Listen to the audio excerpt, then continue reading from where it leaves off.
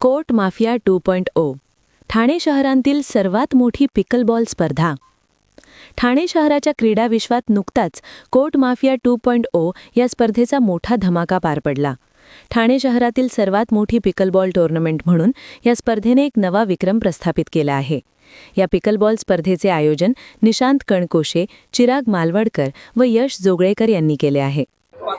उद्देश मुळात हा जो गेम आहे हा म्हणजे एक 1.5 वर्षापूर्वी आपल्या शहरात म्हणजे त्याचं हे झालंय, इंट्रोड्यूस झालाय म्हणू शकतो। आणि म्हणजे जगातला फास्टेस्ट ग्रोइंग स्पोर्ट आहे आता हा। म्हणजे तुम्हाला भविष्यातल्या पुढच्या 5-10 वर्षात फक्त पिकलबॉलच दिसणार आहे। लोकांना हळूहळू जसा जसा गेम समजत चाललाय तसा तसा लोक म्हणजे सगळे लहान 10 वर्षापासून ते 70 वर्षापर्यंत आमच्याकडे प्लेयर्स आहेत।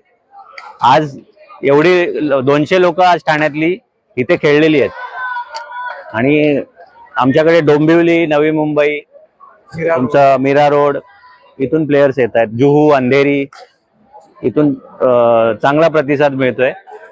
आणि गेम म्हणजे प्रत्येक वयोगटासाठी हा बनलेला गेम आहे।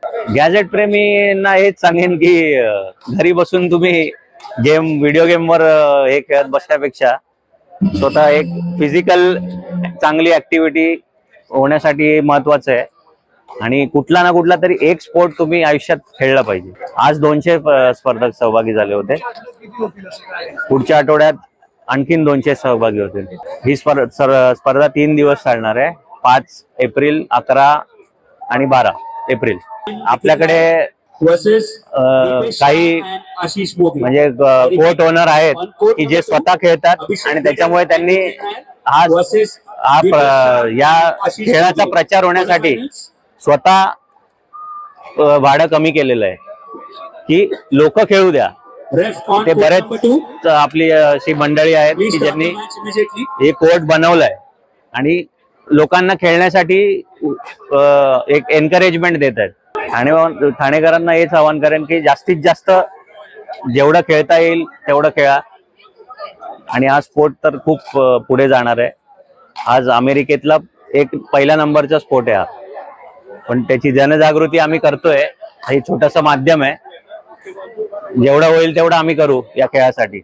ही ऐतिहासिक स्पर्धा 5 एप्रिल रोजी गावंडबाग येथे मोठ्या थाटामाटात पार पडली। तसेच ती दिनांक 11 एप्रिल आणि 12 एप्रिल 2026 रोजी पिकल अड्डा श्रीरंग सोसायटी येथे मोठ्या उत्साहात पार पडणार आहे। या स्पर्धेसाठी ॲमेट्युअर पिकलबॉल असोसिएशन ऑफ ठाणेचे अध्यक्ष माननीय नगरसेवक श्री मनोहरजी डुमरे, सदस्या श्रीमती वैदेही गुप्ते, पिकलबॉल ठाणे अध्यक्ष श्री ऋषी गांगोली, ज्येष्ठ खेळाडू श्री अजय देशपांडे, श्रीमती सुनीता देशपांडे, श्री रमेश मसुरेकर, श्री आनंद पवार व सिद्धार्थ वागडे तसेच इतर मान्यवर उपस्थित होते। पिकलबॉलला ऊर्जा मिळायचं मुख्य कारण म्हणजे आपले कोर्ट माफियाचे जे ऑर्गनायझर्स आहेत तसे खूप चांगली माणसं जी आहेत त्यांना हा गेम डेव्हलप करण्याचे खूप प्रयत्न करता येते। आणि त्यामुळे नवे कोर्ट्स ओपन होत आहेत, इतके चांगले टुर्नामेंट्स ऑर्गनाइज होत आहेत, त्यामुळे आणखीन वाढत आहे हा गेम अतिशय। आता जनजागृती तर होतेच आहे याची, पण आता सध्या काय की शाळेतून सुद्धा हा गेम हळूहळू इंट्रोड्यूस होतोय हा गेम। आणि एकदा शाळेत हा गेम झाला की मग त्याला खऱ्या अर्थाने त्याची ग्रोथ होईल, वाढ होईल। खूपच छान। म्हणजे आता ठाण्यामध्ये माझ्या मते अंदाजे 25-30 कोर्ट तरी झाली असतील।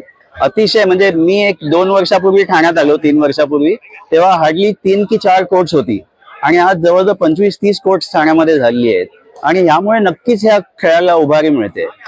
हा खेळ 2 गोष्टीसाठी खेळतात, एक तर फिटनेससाठी तुम्हाला हे होतो आणि एंटरटेनमेंट, आणि दुसरं काय तुम्ही इतक्याच माणसांना, इतक्या मित्रांना भेटता, नव्या मित्रांना भेटता, तो एक ऍडिशनल बेनिफिट आहे या गेमचा। आणि यंग आता आधीपर्यंत काय होतं की मोठी माणसं म्हणजे 35+ ती जास्ती हा गेम खेळायची, पण आता यंग जनरेशन सुद्धा याच्यात खूप मोठ्या प्रमाणाने येत आहे। आणि स्पेशली त्यांच्यासाठी सुद्धा आपण स्पर्धा ठेवतो की अंडर 14, अंडर 18 अशा त्याच्या स्पर्धा होतात त्यांच्यासाठी। जास्तीत जास्त लोकांनी येऊन हा गेम बघा आणि खेळायला सुरुवात करा। इन्फ्रास्ट्रक्चर आहे आपल्याकडे. You just have to come and play. Mumbai ठाण्यातील सर्वोत्तम 400 खेळाडूंनी या व्यासपीठावर आपली ताकद दाखवून दिली. कोर्ट माफियाच्या या दुसऱ्या पर्वाला खेळाडू आणि क्रीडाप्रेमींचा अभिभूत प्रतिसाद लाभला. या स्पर्धेदरम्यान चुरशीच्या सामन्यांनी प्रेक्षकांचे डोळे दिपवून टाकले. ब्युरो रिपोर्ट, जनादेश.